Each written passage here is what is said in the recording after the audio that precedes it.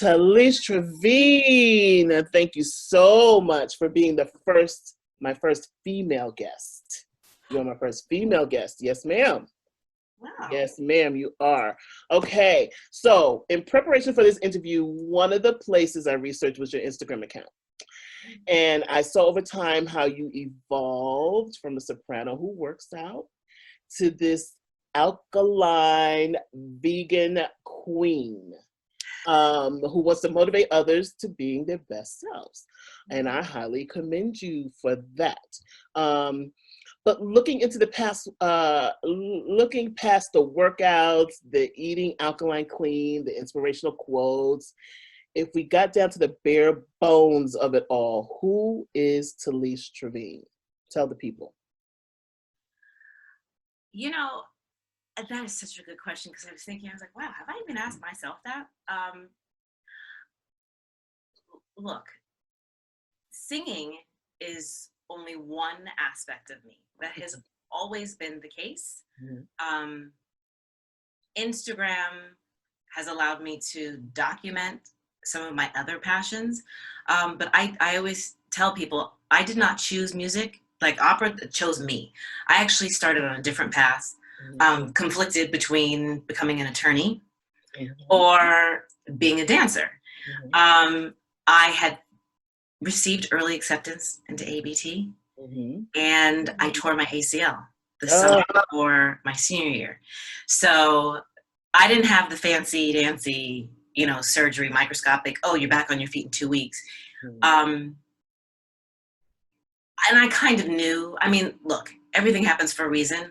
I remembered meeting the great Arthur Mitchell some years down the road, and I actually ended up singing in one of their ballets, St. Louis Woman. Wow. And we started talking, and I said, you don't understand, like, I've been dying to meet you.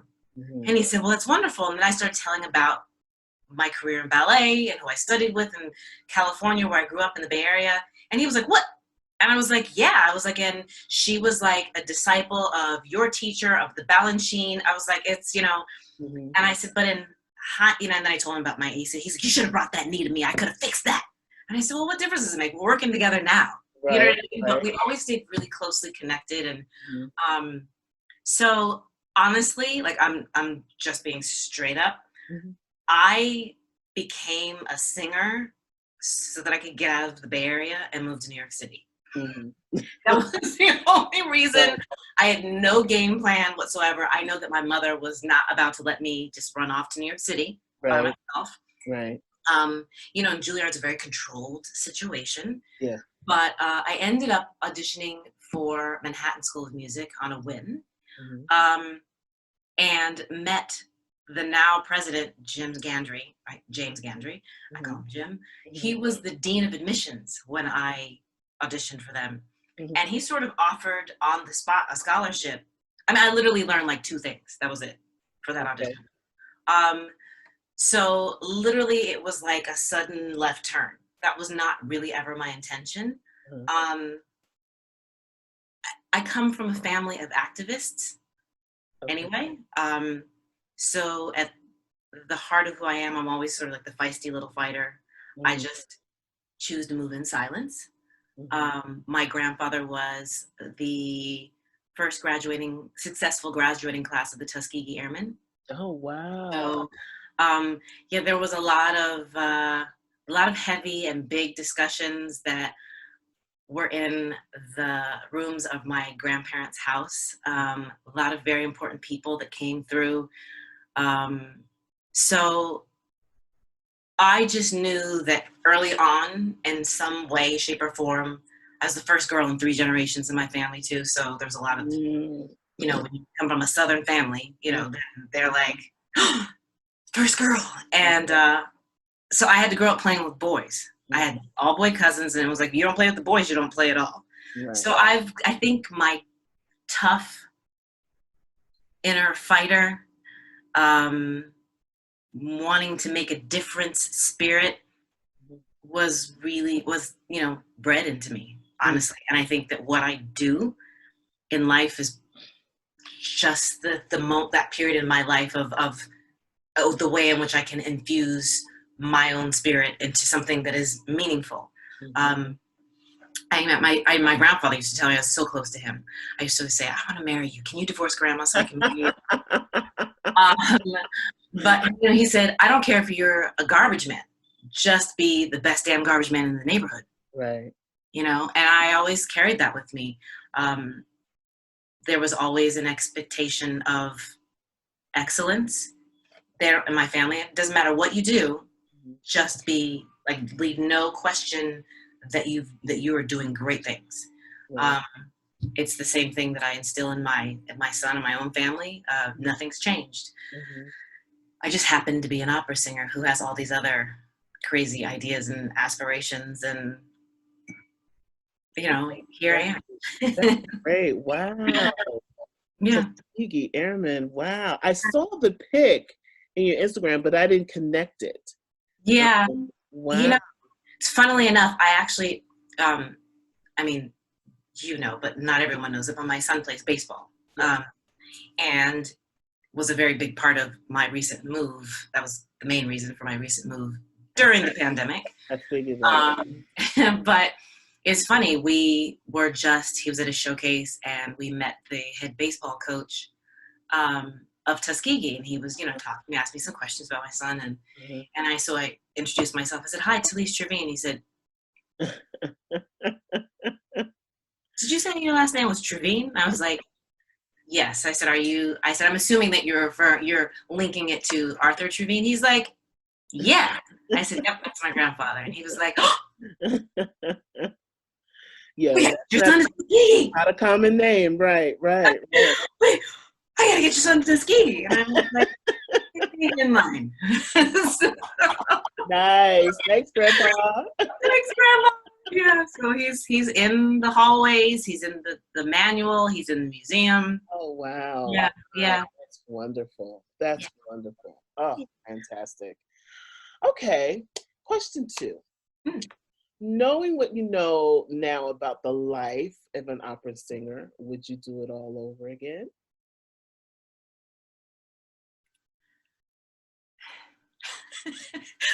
Silence.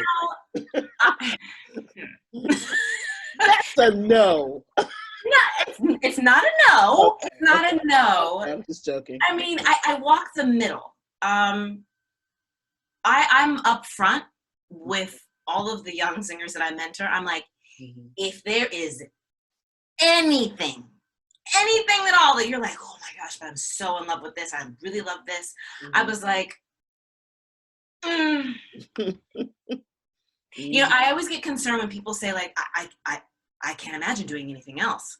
That concerns me. Yeah. Because I was blessed.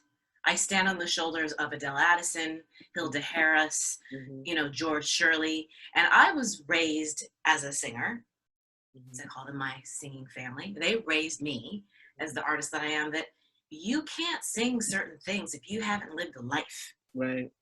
Like I'm concerned when these like kids come up to me and they're like, okay, so I'm going to sing, I'm going to sing Butterfly for you. I'd love for you to hear my Un Bel Dia. And I'm like, oh, okay. And she's like 20. And I'm going, okay. So then I automatically jump to, so could you sing the last thing for me? Like, they go, what's the last scene? Have you even babysat before? Like, do you have any maternal instincts? Because that is not about pretty singing. Right. I mean, and you have to have them. I don't know. You have to have a life, because the one thing we can all say is that and COVID has highlighted that, we've given everything to our careers. But what is your career giving back to you? Right. Absolutely. So I would say, I don't take away, because it's afforded me beautiful friendships, travel,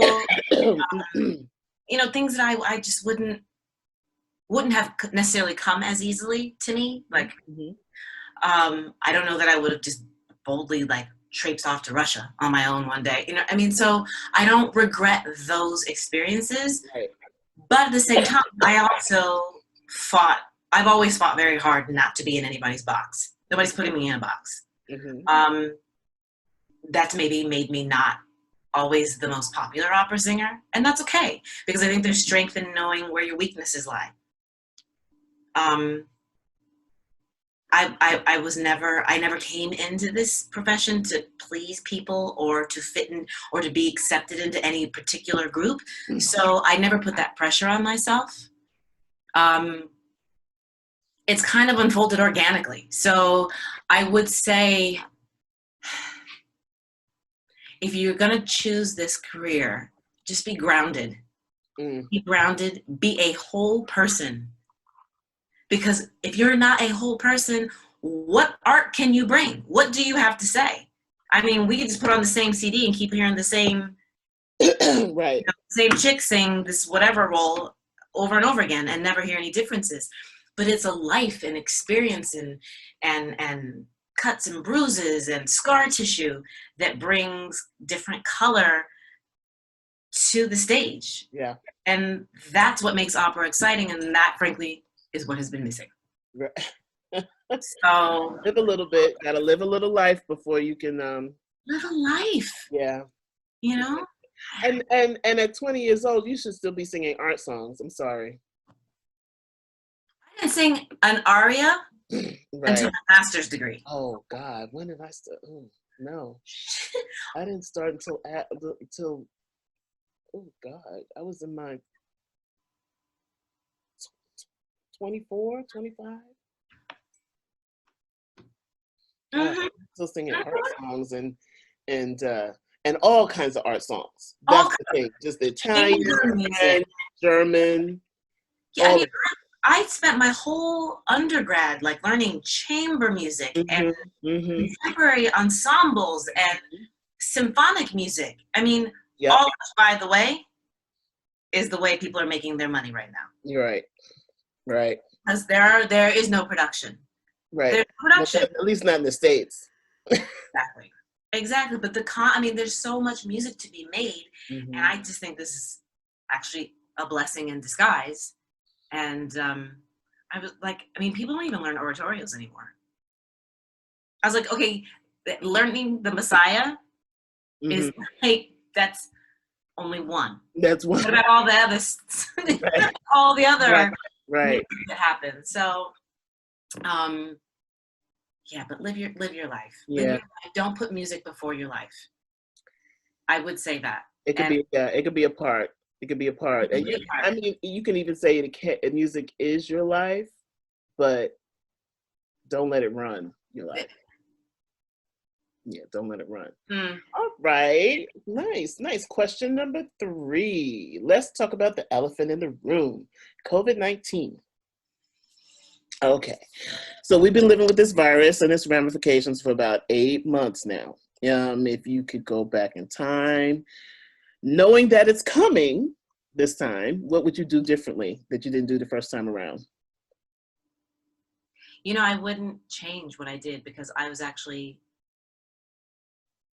I mean, I've always sort of been preparing. I always have like other things on the burner.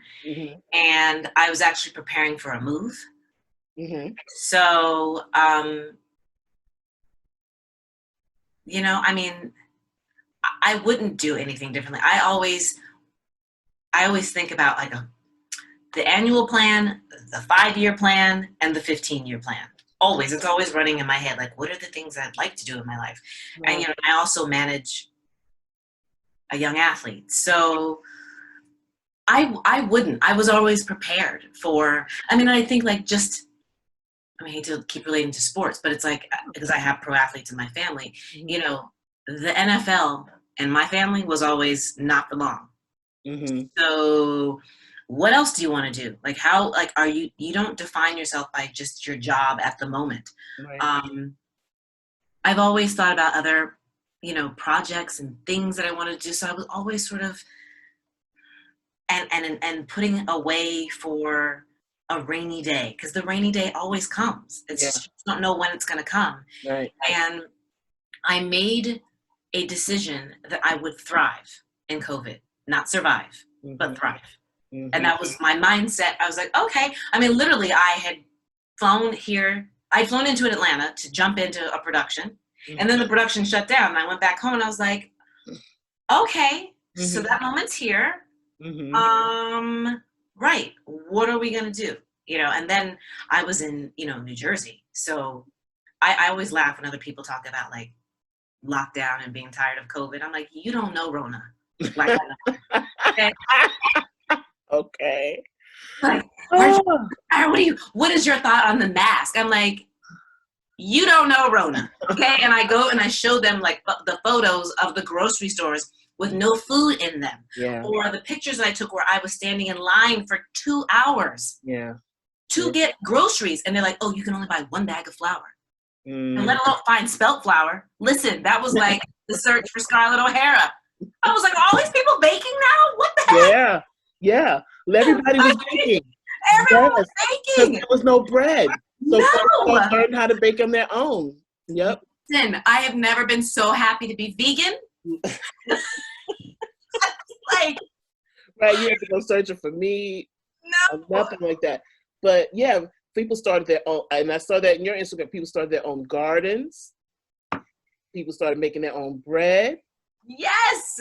And I know folks who have chickens, started to have chickens so they can get those eggs.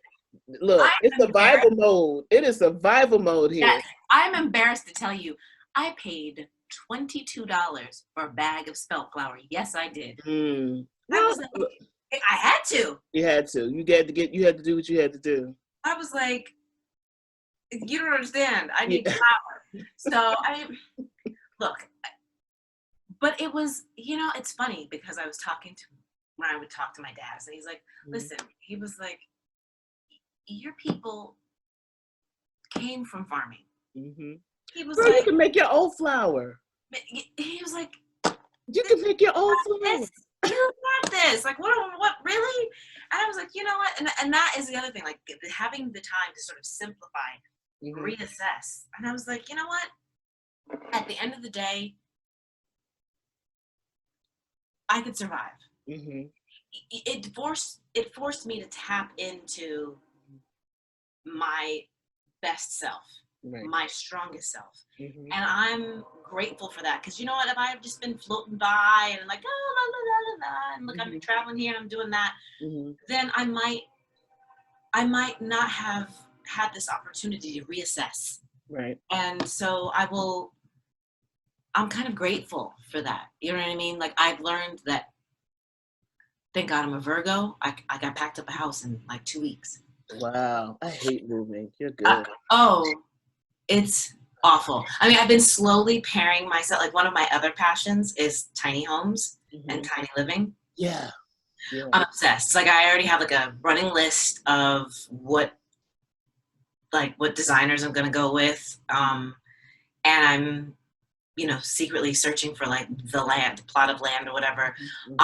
So I've been kind of paring myself down. I'm like, well, I'm only a few years out, and the kids out, and then I can pare down more. So I never mind getting rid of things. Sometimes I shoot myself in the foot, and I'm like, ooh, I probably should have held on to that. Right. I like clutter, so I'm always like, we don't need that. We haven't used that in 2 years. So literally, it was just like I came home. I was like, right. Everything in school was online. So I was like, whatever. I'd say the hardest part of COVID was managing, a teenage athlete's expectations of not having a season. Right. That part of being a parent. So, I mean, because having a baseball player and a left-handed pitcher is like raising a tenor. Well, that segues right into my next question. Love it. So, being in close quarters for extended periods of time can stress folks out. Has being in quarantine revealed anything about yourself that you never realized before? And has it tested your relationship with your son? I realized that I might be slightly OCD. I wear that. I'm not even gonna lie. Like literally. And it's probably like my need, like to have order, like because it was like making stability in the middle of chaos and instability. And I realized that as I look back, like even when I come home, like I walk in the door and he's like, why do you walk in the door when you come home? And like the first you're like, hey, and you're like immediately scanning the house.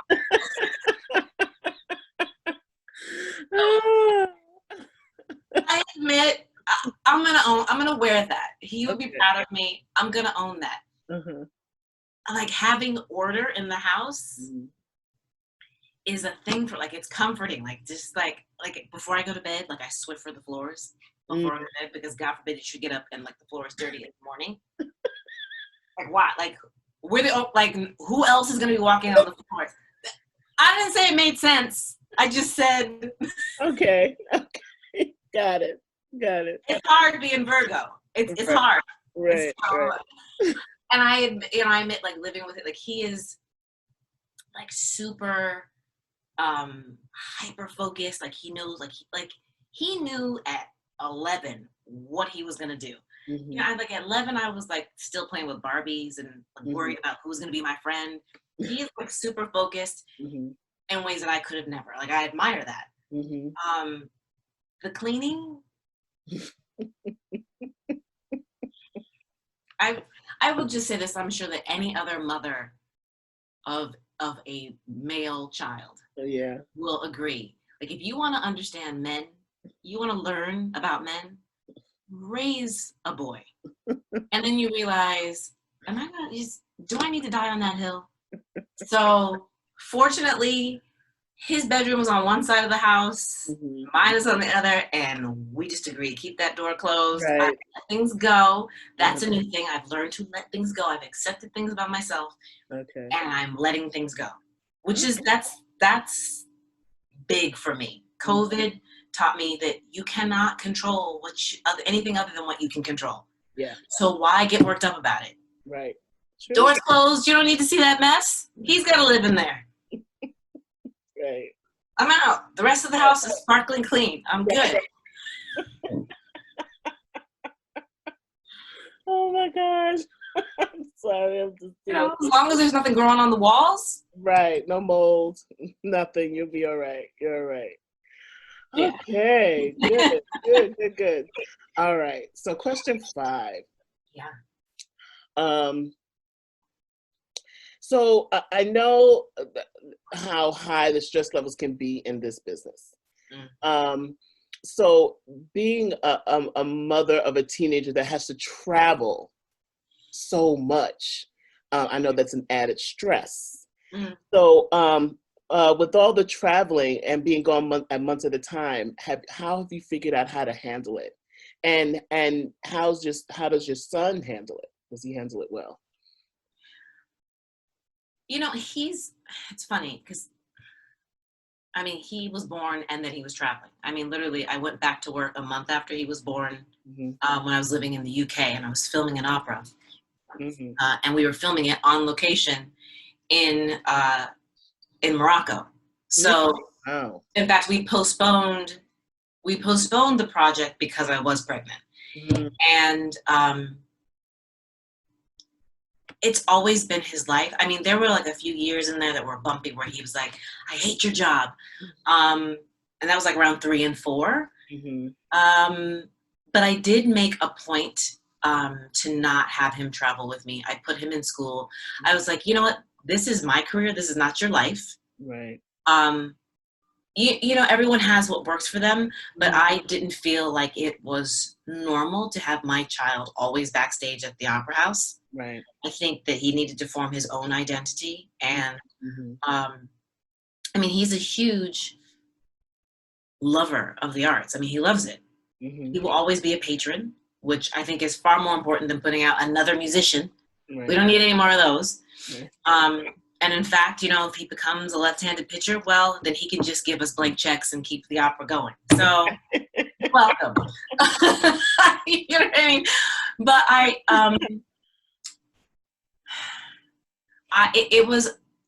was fortunate in that kind of things early on fell together very easily. When he was born, I had this an American nanny who actually was from, believe it or not, my first professional job back in the States after he was born.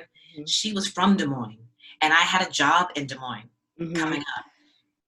Um, but I was sharing her with Tandy Newton, because Oh, Tandy Newton, very similarly to me, is like, if I'm home, I don't want you up in my house raising my kids. I'll raise my kids. right. But if I'm on the road, I need help. Mhm. So she didn't really want to afford her full time anymore. Mhm. And I'm an opera singer. Who's affording a full time nanny? Right, right. And so we agreed to split her.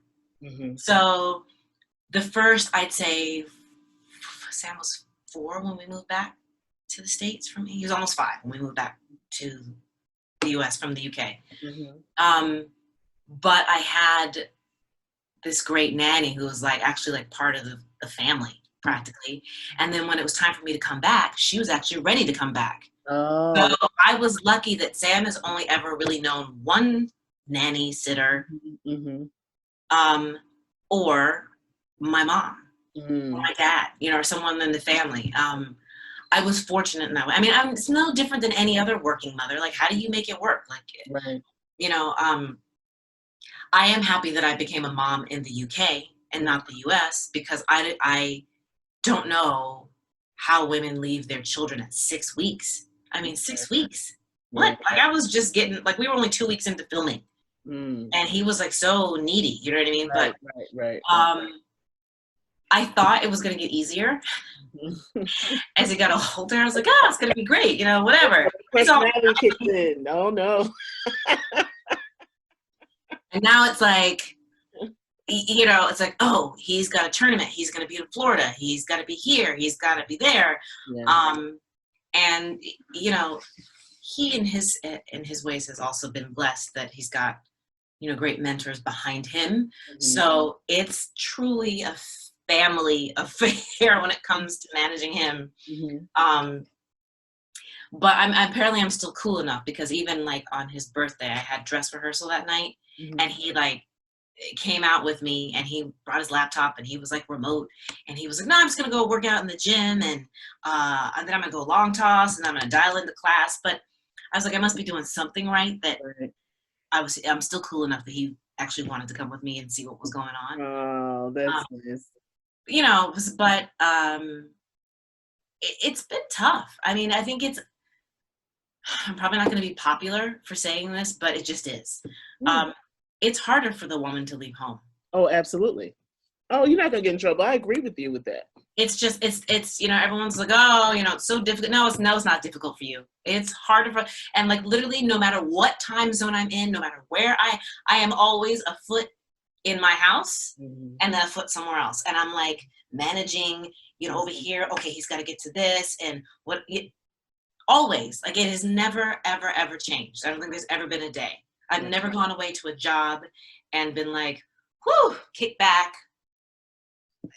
You're always wearing 2, 3 hats. Yeah. You're managing 2 households. Right. You're managing your own self, managing food back at home. Yeah, it's not easy. And so that is not to say that it can't be done. Right. You just have to have well orchestrated. You can have everything, right, just not all at once. at the same time. Absolutely. I believe in that. I believe in Yeah. that. Excellent. Excellent. Okay. Let's talk about the other. I'm not going to say elephant. Let's call this the donkey in the room. Diversity in opera. The public hasn't really heard from you regarding this subject of diversity that's taking precedent within the industry right now. Have you kept silent for a reason? And if you want to talk about it, what is your take on what's happening now? Well, the first question I would ask is, it depends on how you're defining silence. Okay. Well, I'll say this. You haven't been asked. That's one way of putting it. Or you haven't given your opinion. Okay. Yeah, I mean, I definitely have opinions. Oh, I'm sure. Well, spill it, girl. Let's hear it. Let's hear it. I mean, I will say this.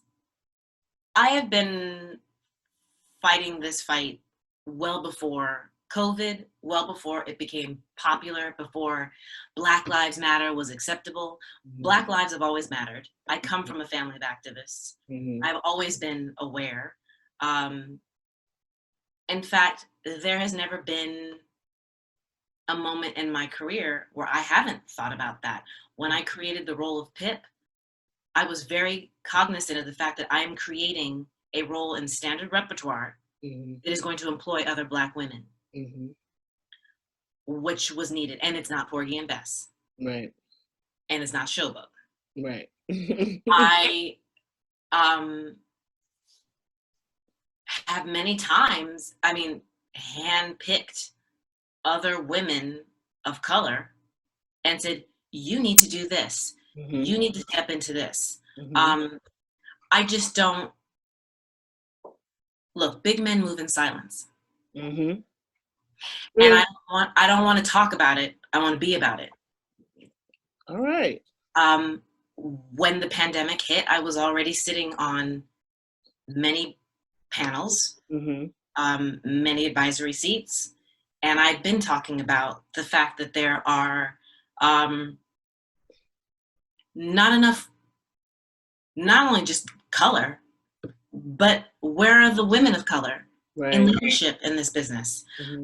I'm on the steering committee for Women's Opera Network, and I have been saying, I was like, there are plenty of women that I know that are out there, and we don't seem to get, we don't even get a look. Right. You know, I've put out a few tinted declarations on my social media. One being very pointed because it came to me that someone had said that I wasn't doing enough. So I put out this statement. I said, I'm no longer asking for a seat at your table. Right. I'm building my own. I saw that.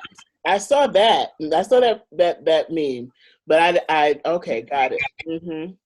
You know, and fighting for what's right comes in different shapes and forms. I mean, you know, when I went, for example, when I was singing Butterfly in Basel, I was the first American woman to sing a title role like that, let alone a Black woman. It wasn't lost on me. Wow. But I went into that knowing that I deserved that spot, and I didn't want to make a lot of noise about it because I don't need to be set aside or put in a special box. Right. It's normal. I'm a woman of color who happens to be an opera singer. Right. Nobody else calls that into question for anybody else. Right. There were no headlines in Basel. Yeah. I don't need a wall for people to know that it's important, or that I have people, that my people have been singing opera. I don't need you to put up a wall. Right. An installation. We've been here. Right. And so, you know, I choose, and look, I've seen many of my colleagues be vocal about what they want, and everyone has an opinion, and people will take it. And I mean, people are stressed, people are passionate, people are desperate, people are not working. Right. So I understand, but sometimes when you put things out there,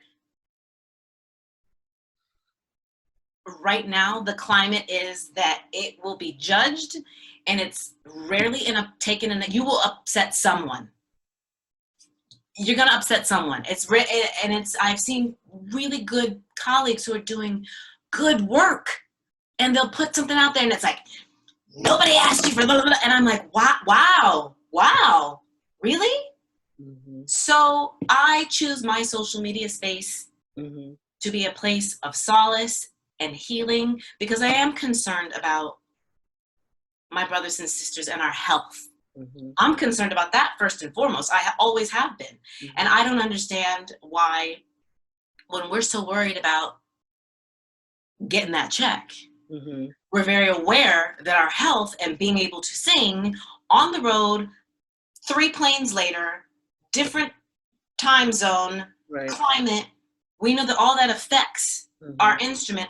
Why is health and vocal ability, why are they separate? Who said that that's separate? Right. So when people say to me like, oh, you know, is this, no, it's not new. It's just one of my many other passions. And I worry about our mental and our overall wellness of our people, because you know what? We're the ones being affected the most. Oh, yeah, by COVID, absolutely. And so I don't need to sing a living room concert to be down for the cause. I don't need to sing, you know, We Shall Overcome. I've been fighting this fight always. Every time I step into the room in a standard repertoire, like Mimi or anyone, Layla, I'm standing on the shoulders of great women before me, and I know what that means. And every time one of us steps on stage, even if we're the only one in the room, it's normalizing the fact that we deserve to be there. Right, right. And so it's not that I've chosen to be silent, I've just chosen to be active in other ways. Right. Absolutely. Yeah, Yeah. and the other thing is that what I see also is in some aspects it can hurt you down the line. I'm not saying that's your situation. I'm just saying Yeah, no. but it's being manifested now in some. I'm not even going to put go say no names, but it's being manifested now. Whereas those people who are in power are like, mm-mm, Mm-hmm. nope. Let's just see where we're sitting in 22. Right, right, right. And you know, I'm also acutely aware. You know, because I also learned this stuff is even with, like, you know, my own child. Mm-hmm, Social media, mm-hmm. you gotta know Gotta work what it. you're dealing with. And It will because let come me back tell and you, bite you. I know many a pro athlete celebrity who has said something back when they were way back when, and that will come back to bite. You know what I'm saying? It will come back Mm-hmm. on you. And you might just thought like it was just how you were in your feelings that day. COVID brings that out. You know what I mean? So you don't want to have said something that I would rather my body of work speak for that instead. Not a blur. My media, my social media is my happy space. It's what keeps me sane. I'm trying to, well, now that for instance, I don't have any skin in the game anymore, really. So I get to speak my mind. I get to speak my mind. So my biggest thing is, and I agree with you, you know, I don't have to sit at your table, I can build my own. But I love this quote. I came up with this quote. It wasn't a quote at the time, it was just something that popped out of in my mind. First of all, branding. That's another question I'm coming with you in a second, but branding yourself. The other thing is this: you want to be a household name, and I'm not. This is my quote. You want to get in the household. You want to be a household name, and I'm not talking about the opera house. You want to get in the house, but not the opera house. They're not going to help you. Nope. They're not going to help. They used to.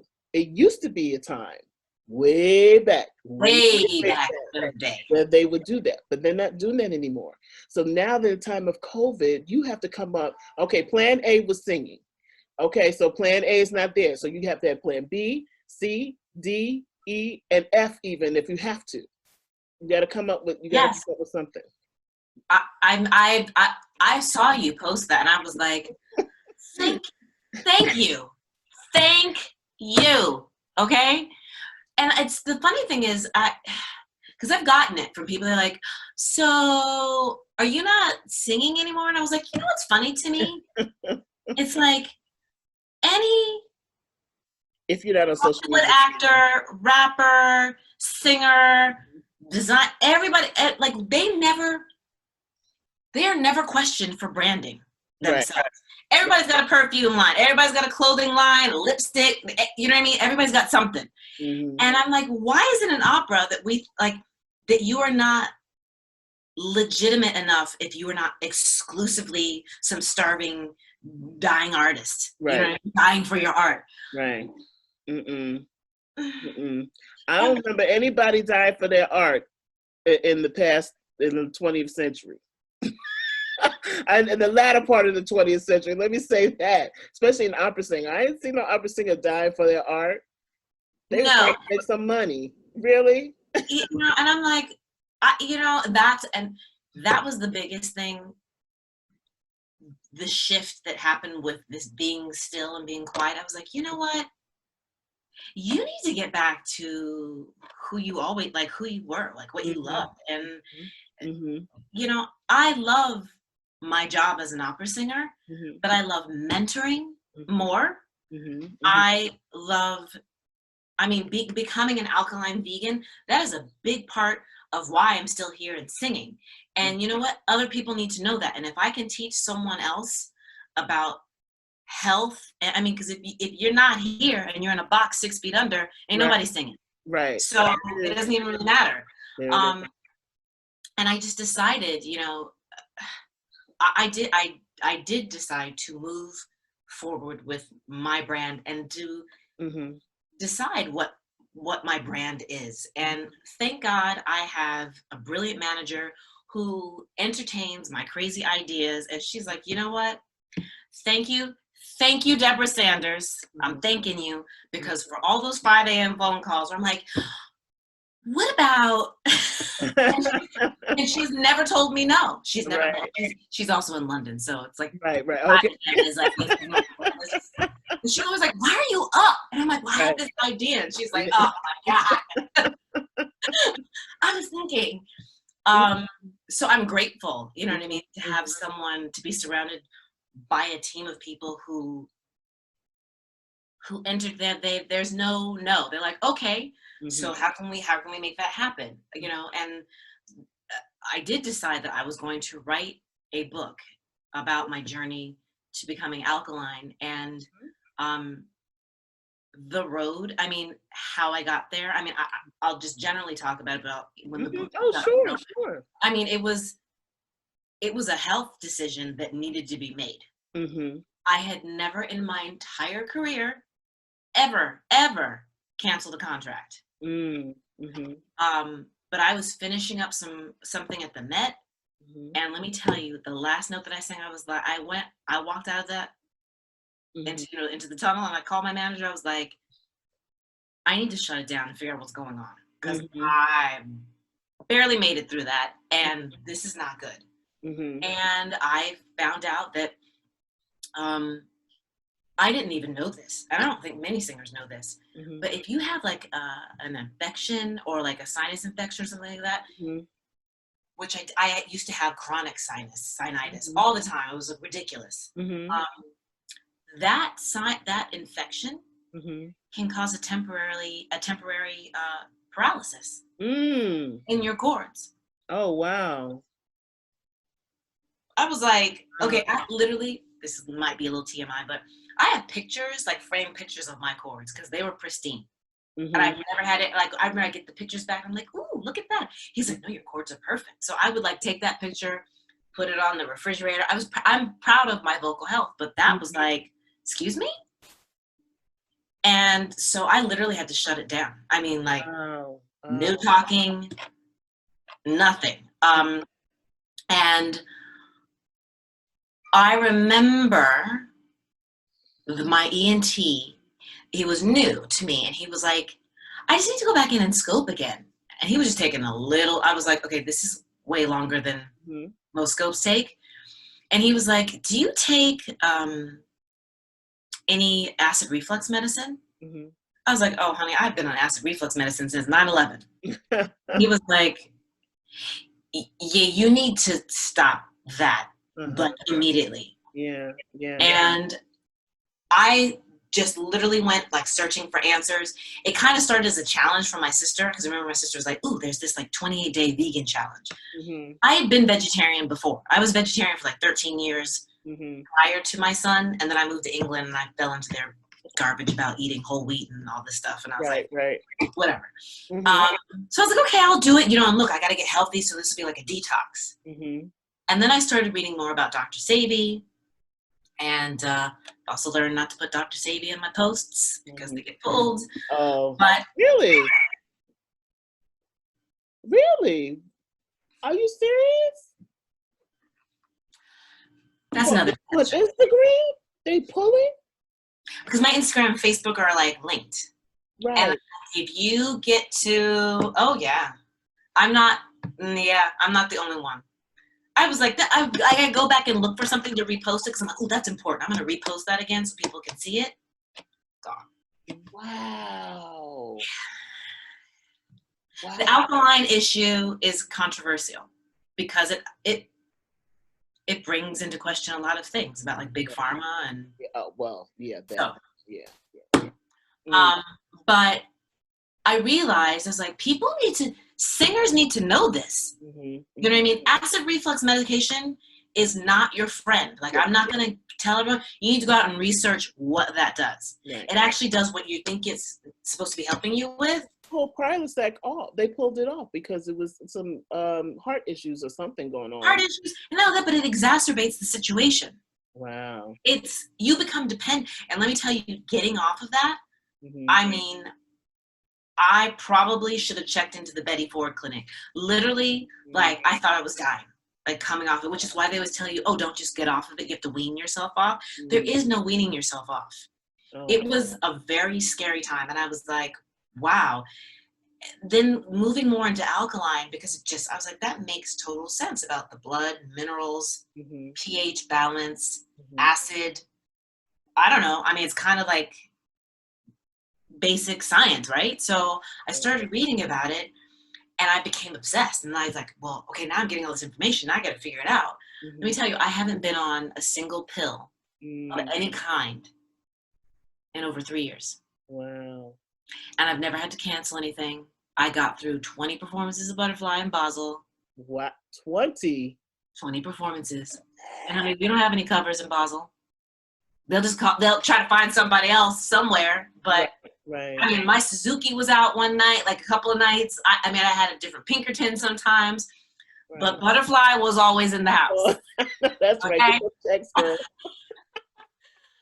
So, I mean, I'm passionate about that lifestyle, and if this was supposed to be my thing, if I can be an example and help one other person that's like, gosh, I don't know what is going on with me, mm-hmm. then that's worth it to me. Right. So in COVID, I officially became that vegan soprano. Mm-hmm. And I'm all about promoting the healthy lifestyle. I happen to be an opera singer, mm-hmm. but it's not all that I do. And I think that there's so much more to tap into that will be coming.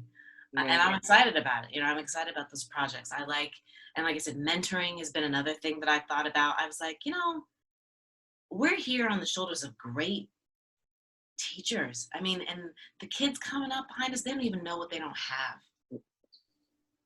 So I taught to, I ask Simon Estes, they go, who?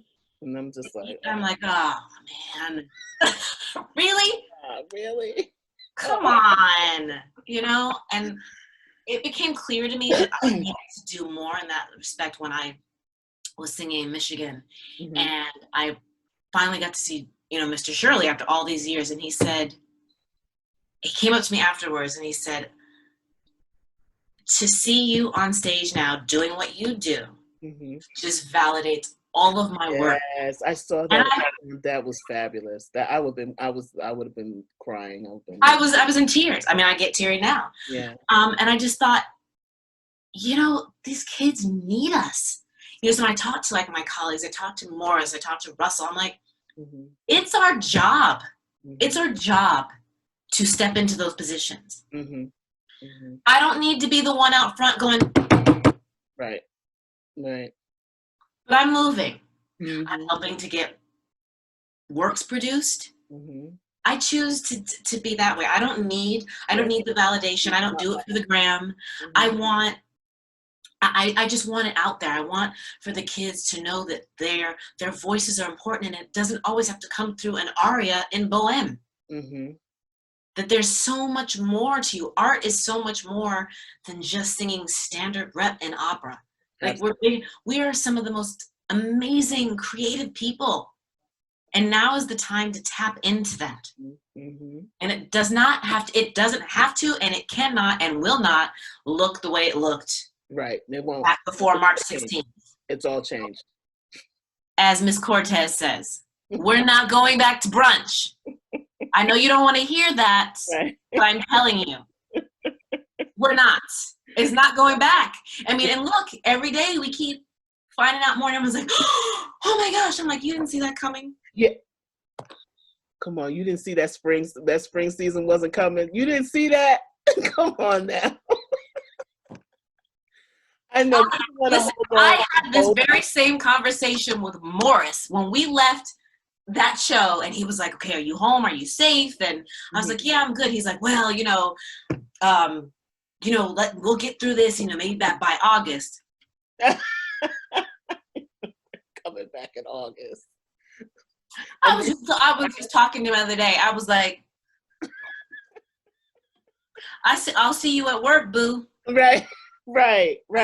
And the other thing about this forces the companies, and this is not to say disparage any of our European colleagues, but this forces the companies to have to use people here that are here. I'm so excited to be a part. See, again, it was not, when I took the job at Atlanta, I was very clear that with Tom, I liked Tomer's innovation about investing in the artists, because we're always the last ones on the totem pole. We are under the dirt, the first layer of dirt that the totem pole is sitting on. Okay, no one's ever thinking about us, and a certain company made that very clear. Oh, it was like, you can't pretend anymore that what is not what is. Right. And when Tomer was like, look, we have like a whole international company living right up here in the city. Absolutely. And he was like, what do you think? You ain't got to pay no hotels. You ain't got to pay no airline. And I was sitting out in my garden, and it was like, I don't know, like last spring. And I was like, you mean like run like a real like opera company like in Europe? Yeah. Oh, I don't know. I mean, I was like, and I loved it. I said, someone has to be the way forward. Someone has to do it. Like, why are people afraid? And maybe some companies aren't quite capable now, but you know what? You better find a way. Yeah. Because guess what? We're not going back to brunch. Right. And I love that they are, look, we're making it work. We're finding people like, well, how are you doing that? That was the other backlash. I knew this was going to happen. And this is why I just encourage all of our colleagues that are in the industry to be kind to one another, and just know that this process is not about, ooh, look at me, I'm working. Yeah. It's about finding a way for us so that we can't say, oh no, we just can't open, we can't do it. No, that's no longer acceptable. Right. Because remember, it was like weird to do any online content. No one could even fathom the idea of putting up a concert online. Pavarotti's looking real smart right now. That's all I have to say. He is the king. Do you hear me? The goat. The goat, okay? I'll put it out there. That man made me. I was studying him. Thank you. I was studying him. And when I looked at this documentary, and I realized when I saw, I had forgotten because I was a kid when it came out, but he had done that American Express commercial. I was like, oh my God, because I used to love that commercial. Yes. I love the commercial. And so he was branding himself, and that's why he made millions, and folks was just what? Hating. He made opera cool to regular people who thought that they were excluded. Right. Are we not in that exact time right now? Absolutely. So I'm like, come on. Absolutely. I don't want to do a basic bohème. I want to create something new, because guess what? The kids don't care. Right. They don't care. Right. You've got so much to compete with. I mean, here I have a kid. Like, I'm thinking about like him growing up through opera.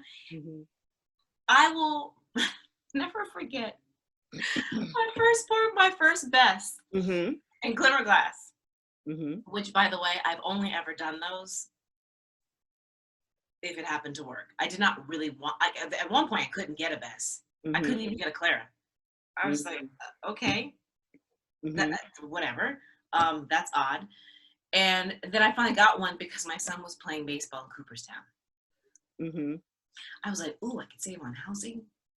Okay, wait, hang on. Mm-hmm. But I remember him coming to the field because he'd hang out and he'd be playing basketball, on the grounds or whatever. And he was like, wait, all these people are in the same opera?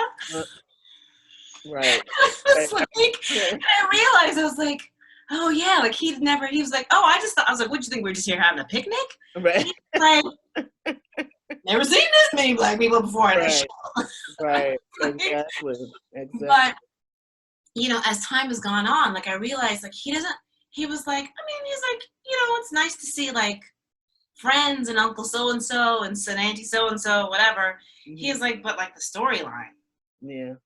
And I realized he can't relate. There's nothing to do with him in his life. Mm-hmm. Mm-hmm. And we've got to start, and none of that, but we can't relate either. Right. Like that's not our like, can we start having some opera that like actually just highlights some good things that like black people have good lives too, you know what I mean? Like we're happy. Black people are happy being black, and we have lots of other stories to tell. It's not all down and out doom and gloom. Right. And guess what? We're here because we've come through that, and we will still survive through all of that. But let's just highlight something else now. Yeah. Let's and I think that's important. And I was doing a libretto workshop at, with Fort Worth Opera, and I was so thrilled to see some of the new work that is coming. I cannot champion new work enough. Mozart was contemporary in his day. Right. He was turning them out every week. So why are we stuck? Right. And we've got to appeal to our audience now. Right. And you know what? I mean, Pavarotti, he was the start of that. And everyone, they made fun of him. But you know what? Mm-hmm. He was singing with Aretha Franklin. So look, I used Pavarotti and Friends. Look forward to it every year. It was like, ooh, who's gonna be like? Who's gonna be on it now? Yeah. I mean, it's just that's what we need. That's what we need. So, and I've used this as an experiment, and I've always said we need a really good-looking barahunk to date a pop. So I should say, for instance, let's say Taylor Swift was dating an opera singer, tenor, baritone, doesn't matter, around her age, and was dating. Every little girl, Alice Taylor Swift, will be running to the opera house to see this man that she's dating. Absolutely. That's the connect that we're missing. And it's a cheap way of doing it, and it's an easy way of doing it, but we have to get opera back in the pop culture, into the pop culture. It used to be opera, again, it was still an elitist thing, but it was always something in page 6 about Maria Callas. Hello. Her and Renata Tebaldi. Oh, she said so and so and so and so. Yes. She said so, but it was in the paper the next, it was always in the paper. So it made it visible. We knew it was there. It was gossip. It was glamour. It was this. It was that. Okay, glamour is not the biggest part of it anymore. It's about the art form. Yes. And we need to get Mr. Johnson, like I said before, Mr. Johnson and Miss Green, who owns the mechanic shop or bubble, and to get them to the opera. It's cheaper to go see an opera than it is see something in musical theater. You can get a ticket cheaper. I mean, in this very city, and I've made it my mission. It's funny because when I was here last and I put in for my comp tickets for the show, right? Mm-hmm. And they called me from the office and said, we just want to be sure that we have the name right on your comps. And I said, yes. Mm-hmm. Marvin Freeman of the Atlanta Braves? Mm-hmm. It's like, yes. Yeah. I was like, is that a problem? And she was like Hall of Fame pitcher. Yes. Mm-hmm. I was like, yes, free. And she was like, wow. And I was like, and I said, even to Tomar, I said, there are so many people that you have not touched in this city. Right. So having a home team and making a start is a great way I was like, there's a lot of movers and shakers in Atlanta that you haven't even begun to touch. Right. Exactly. Exactly. I was like, you know that like Bo Jackson is in town all the time. Yeah, Atlanta You Opera. would change. You would Baseball. change. Baseball. Baseball field. You know, show. I think who does that? Washington does it. They'll show the opera, opera night at the baseball field. Why are we not partnering with the Braves? Man, yeah, yeah. I mean, our tent is on the field of the baseball field of Oglethorpe University. Wow. We're on a baseball field at Oglethorpe University. Like I looked up and I was like, wait a minute, that's almost like amphitheater seating over there. Why are we not using that? Yeah, yeah, yeah. You're the one, girl. I mean, tickets are selling, so people are desperate to get out. Yeah. So we just need to make a start, and it requires people thinking outside of the box. Right. Don't be scared. Right. Who cares if it's never been done before? We're doing it now. Doing it now, right? That's how everything's ever been started. New things, innovation has always been started because no one ever done it before. Yeah, I mean, and I hope that more companies, pick up for. I hope so too. But if they don't, come up with your own stuff. And I was trying to be nice. You know, I was going to say something else, but let's keep it clean right now.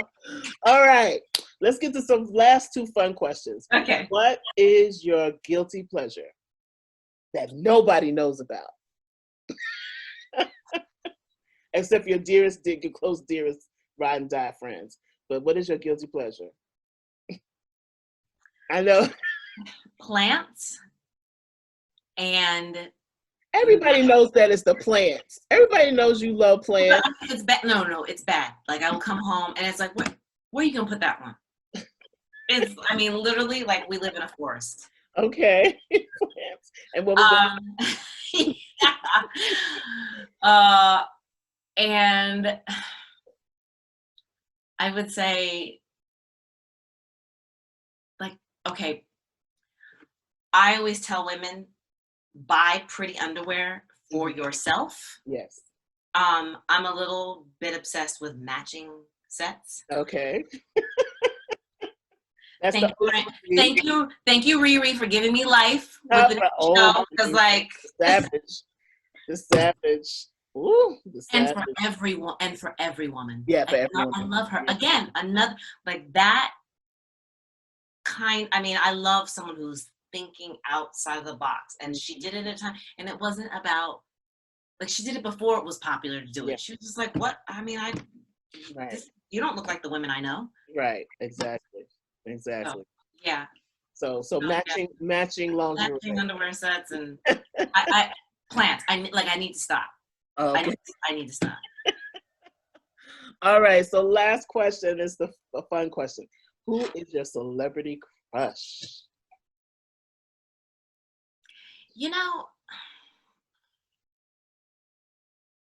I don't have a celebrity crush. I know. But let me explain why. Mm-hmm. I think it may be because in some way I've always grown up around either like pro athletes, therefore celebrities that they date or in their circle, and I've known them. Still know them. I mean, like, because my son's in the MLB program, so still I know people that people would say are celebrities, but I know them intimately, right? And I know them wanting to be real people, just like we're people first. Absolutely. And I know the struggle that everybody. It's hard to get to celebrity life. Yeah. And I never envy someone for what they have to go through to get there. So I don't really have I admire strong women. Like I'd say Viola Davis, Rihanna. Mm-hmm. You know what I mean? People just thought that she was going to be a pop star. Yeah, won't fool you. I mean, she's for the album. That's smart though. Again, another singer. Nobody questioned her when she wanted to brand. Why are we as opera singers? Why do we think that if you do something else other than opera, you're not legit? Right. We have to stop that. Stop that. Absolutely. That's why we're not of value. Mm-hmm. Because we have not branded ourselves as important people Right. who happen to sing opera. Right. Right. Now, can you imagine if you had branded yourself and COVID hit, you still be working? Still be Well, working. some of us have been working. Well, and that's where right there. We're gonna leave this interview right. That's a beautiful button. And some of us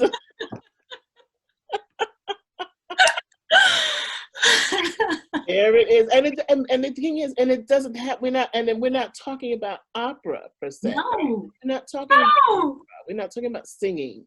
No. We're still working. And working on that next thing. Yes, people are thriving in COVID. Absolutely. Absolutely. It's not all doom and gloom. No. But and the other thing the one thing that taught me about this, and even though it didn't affect me as well, it did affect me. I'm not gonna lie. The recession in 08 and 10, nobody was working. Opera houses closed, orchestras shut down. No one was working because there was no money to be had. No, you got to a point where you were like afraid to turn on your computer in the morning, right? Because you're like, oh gosh, not another contract. Right. Contracts people had, yeah. So if that didn't teach you anything, to prepare for the next time it's gonna happen. Because there won't be a next time.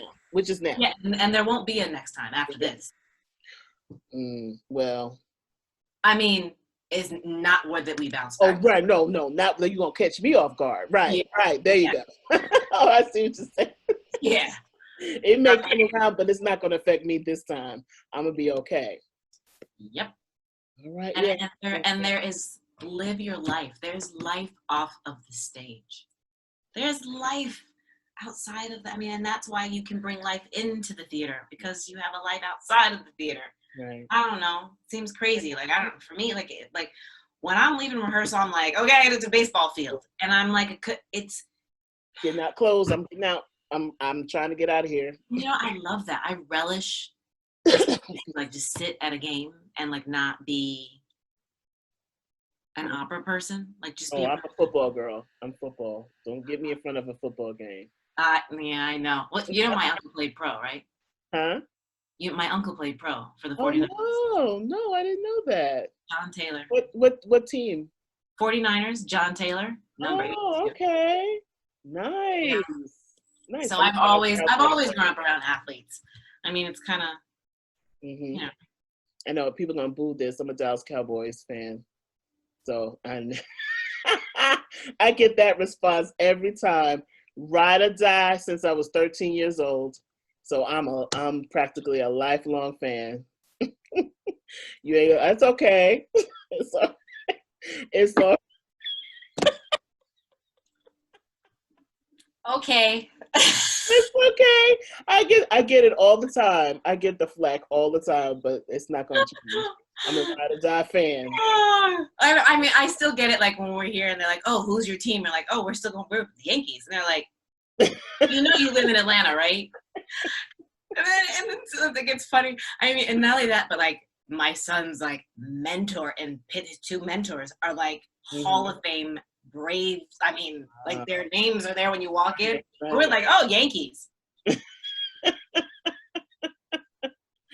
Look, if your son plays for the Braves, they're gonna look past that. They're gonna look past the only team. Listen. This is not popular, but I said I would sooner you play for the Red Sox than for the Astros. We don't lie and cheat in this house. Oh, that's great. That's great. Yeah, some shit. I don't follow baseball well, but I know there's shady stuff. Look, it's shady and football too. Who was it? The team that was filming the plays? Oh yeah. It's shady all over. Totally shady. Listen, opera and sports are really not that different. Right. They're really not. Between personalities, the stage is different, right? But the personalities, it's the same. It's all the same. Well, Yeah. Talise, I want to thank you. This has been wonderful, wonderful, wonderful. So Thank you fun. so much for coming on, being the first female guest on my show.